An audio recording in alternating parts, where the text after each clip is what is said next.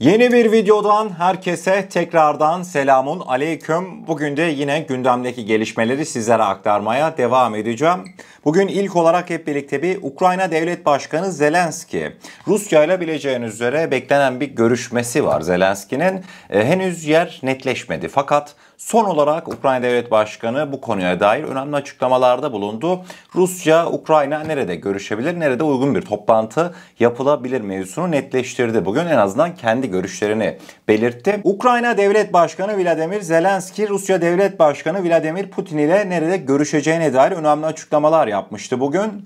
Putin ile yapılacak olası görüşmenin lokasyonuna dair detaylar hakkında konuşan Zelenski, görüşmenin Türkiye, İsviçre veya Avusturya'da yapılabileceğini işaret etti.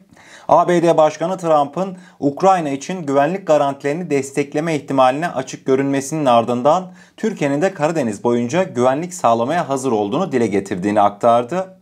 Ukrayna'nın Putin ile doğrudan görüşmelere hazır olduğunu yineleyerek peki ya Ruslar hazır değilse? Avrupalılar bu konuyu gündeme getirdi. Eğer Ruslar hazır değilse o zaman ABD'den güçlü bir tepki görmek istiyoruz demişti. Zelenski'nin Türkiye'ye olan güveni der susarım. Yani savaşın başından beri özellikle de Ukrayna cephesi ne zaman ki yani sadece Vladimir Putin ile Zelenski'nin görüşmesi olarak değerlendirmeyin mevzuyu.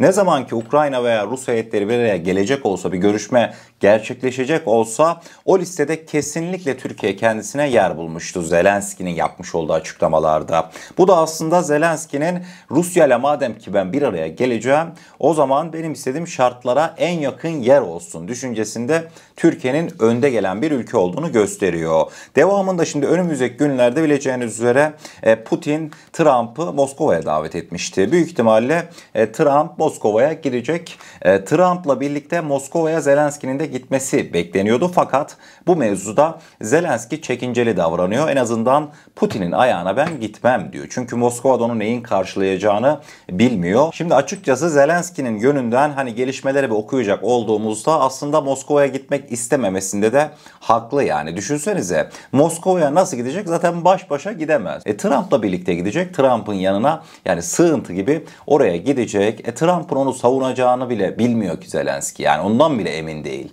Trump gider orada bir pot kırar. Rezil kepaze durumlar yaşanabilir. Bir de karşınızda Putin var. Moskova'dasınız. Ev sahibi Putin acır mı?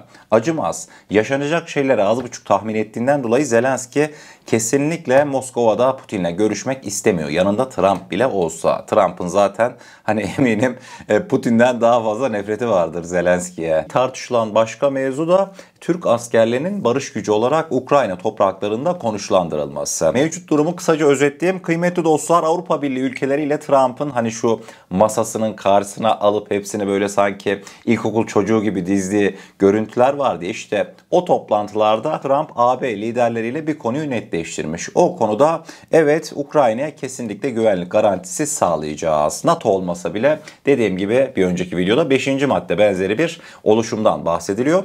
Avrupa Birliği'nin özellikle de 10 farklı ülkenin bizzat Ukrayna kara topraklarında asker bulundurmaya istekli olduğu belirtilmekte. İşte Ukrayna'nın batı kesimlerinde işte İngiltere, Almanya, Fransa Ukrayna ordusunu eğitecek. En azından şu vakte kadar Türk askerlerinin bizzat Ukrayna kara topraklarında devreye atmasına, barış gücü olarak bulunmasına dair hani tartışmalar, söylemler çıkıyor ama net bir açıklama gelmedi. Sadece net açıklamalar Türk askerlerinin, Türk donanmasının Karadeniz'de Ukrayna'nın güvenliğini sağlayacağına yönelik bazı tabi yazılıp çizilen iddialar var. Mesela bu iddialara dair Milli Savunma Bakanlığımız daha bugün sabah saatlerinde önemli açıklamalar yaptı. Diyordu ki Milli Savunma Bakanlığımız, Türkiye bölgesinde barış ve istikrar üreten ve bu yöndeki tüm inisiyatiflere katkı sunmaya çalışan bir ülkedir. Ancak Rusya ile Ukrayna arasında öncelikle bir ateşkesin sağlanması, ardından görev tanımı netleştirilmiş bir misyonun çerçevesinin belirlenmesi ve hangi ülkenin ne ölçüde katkı sunacağının ortaya konulması gerekmektedir. Henüz somut bir zemine oturtulmamış öngörüler üzerinden değerlendirme yapmak ise sağlıklı ve doğru olmayacaktır diye MSB basın açıklamasını sonlandırmıştı. Yani Türkiye olarak diyoruz ki ya oldu bittiye getirmeyelim bazı şeyleri. Gerek Amerika tarafı, gerek Ukrayna, gerek Rusya tarafı. Özellikle Rusya önemli. Rusya niye önemli? Şimdi Amerika ile Ukrayna anlaştı diyelim. Rusya Türkiye'nin orada bulunmasına veyahut da Odessa limanında kontrolü sağlamasına Türk askerlerinin, Türk donanmasının Yani böyle bir şeyde Rusya'nın isteği olmazsa Türkiye diyor ki biz diyor tek taraflı çalışmayız. Rusya'da evet sıkıntı yok, Türk askerleri orada durabilir, barışı tesis edebilir derse biz zaten dünya barışına katkıda bulunmak için her zaman hazırız diyor. Yani Rusya ve Ukrayna evet Türk donanması Odessa kıyılarında Karadeniz'in güvenliğini sağlayacak dediği anda veyahut da tabii mayınların temizlenmesi bu süreçte de yine Türkiye'nin aktif rol alması bekleniyor. Zaten daha öncesinde üçlü bir oluşum vardı Karadeniz'de, işte Romanya ile falan birlikte Karadeniz kıyılarındaki mayınları temizliyorduk. Yani Türkiye bu konuda deneyimli. Ukraynalıların istekleri en azından bu yönde. Önümüzdeki günlerde eğer ki barış çıkarsa, ki bana kalırsa artık o iş bitti. Trump alacağını aldı Zelenski'den. Daha fazla direnmeyecek Zelenski. Türkiye büyük ihtimalle bizzat Ukrayna kara topraklarında asker piyade birlik bulundurmayacak ama Karadeniz'in güvenliği Türkiye'den sorumlu tutulacak. Benim tahminlerim bu yönde. Tabii ilginç gelişmeler yaşanmaya da devam ediyor. Hani biz diyoruz ya Ukrayna'da barış yaşanacak, Ukrayna'da önümüzdeki günlerde artık savaş bitecek diye. Olmadık bir şey karşımıza çıktı bugün. Uzunca bir süredir aslında olmayan. Bayraktar TB2'lerimiz uzunca bir süredir ismini cismini pek duymuyorduk. Çünkü niye? Ukrayna ordusu istihbarat alanında kullanıyordu Bayraktar TB2'leri sahada. Bugün sabah saatlerinde ilginçtir ki Ukrayna istihbaratı Bayraktar TB2 ile vurmuş olduğu Rus botunun görüntülerini yayınladı. Ukrayna askeri istihbaratı Karadeniz'de yürütülen operasyonlar sırasında Herson bölgesinde yer alan Zalisi Port kasabası yakınlarında Rus güçlerine ait bir bota Bayraktar TB2 tarafından geliştirilen hava saldırısının görüntülerini yayınlamıştı. Hayda, olaya bakar mısınız? Birileri dedi öldü, şimdi deyin onlara kral geri döndü. Bayraktar TB2'ler diyorduk hani bir belli başlı bir şeyler dönmüş arka planda, ondan dolayı kullanılmıyor diye. Bakın ne oldu, Bayraktar TB2 yine ansın karşımıza çıkmadı mı? Dedim ya ben Japonya'nın Bayraktar konusunda önemli resmi gelişmeleri var diye. Türkiye ziyareti kapsamında 20 Ağustos'ta İstanbul'da bir basın toplantısı düzenleyen Japonya Savunma Bakanı Ben Nakatani, Japonya'nın savunma kabiliyetlerini artırma stratejisi doğrultusunda Türk SİHA'larına yönelik ilgisini dile getirdi. Bakan Nakatani özellikle Ukrayna ordusunun Rusya'nın işgaline karşı etkin bir şekilde kullanarak tanklar ve zırhlı araçlar üzerinde büyük bir caydırıcılık sağladığı bilinen Bayraktar TB2 taarruzcu insan hava aracının gündemlerinde olduğunu belirtti.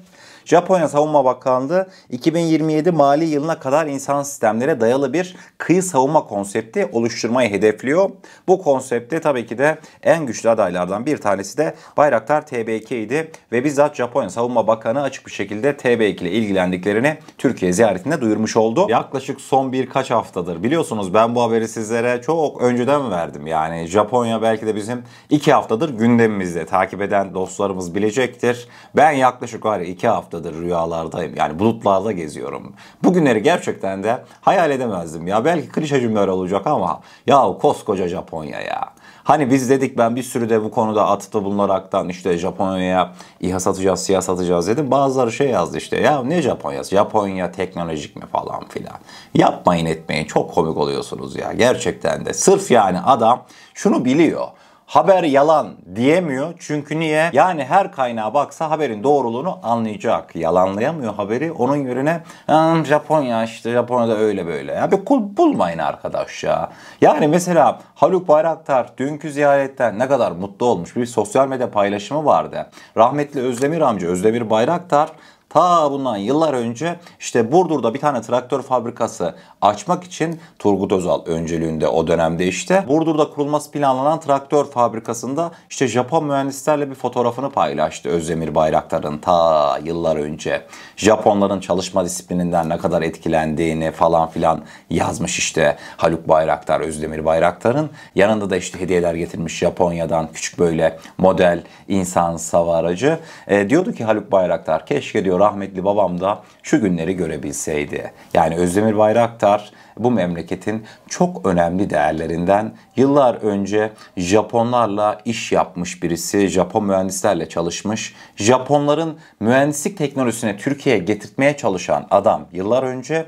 Bugün o adamın çocukları Japonya'ya son model Türk teknolojilerini satmanın artık son aşamasında. Yani mevzudaki güzelliğe bakar mısınız? Mekanı cennet olsun, bugünleri göremedi ama memleketimiz için çok büyük bir değerdi. Yani teknoloji devi Japonya, çok değil 50 yıl önce Japonlara uzaktan hayret hayret bakardık. Vay be, adamlar uçmuş gitmiş denilirdi. Ben yoktum o zamanlarda ama kimse de bunu inkar edemez. Bugüne geldiğimizde adamlar merakla, Haluk Görgün her tarafı gezdirdi ya. İnanabiliyor musunuz? Adamlar da merakla dinliyor. Sorsanız birilerine o bu şu maketti derler. Ama adamlar hiç de öyle değil. Pür dikkat. Atak helikopterimizden tutun, yani milli uçak gemi projemize kadar hepsine pür dikkat Japon Savunma Bakanlığı yetkilileri dinlediler. Bu gerçekten de çok gurur verici bir olaydı. Bugünkü videomuzun da sonuna gelmiş oluyoruz. Gündemdeki gelişmeleri kısa ve öz bir şekilde sizlere aktarmaya çalıştım. Umarım başarılı olmuşumdur. Ne diyelim? Eğer kanalımıza ilk defa gelmekteyseniz kanalımıza abone olarak bizlere destek olabilirsiniz. Videomuza gerçekten beğenmişseniz aşağıda bulunan beğen butonuna basarsanız bizleri oldukça mutlu edersiniz. Kendinize çok iyi bakın. Allah'a emanet olun. Her şey istediğiniz gibi olsun. Sağlıcakla.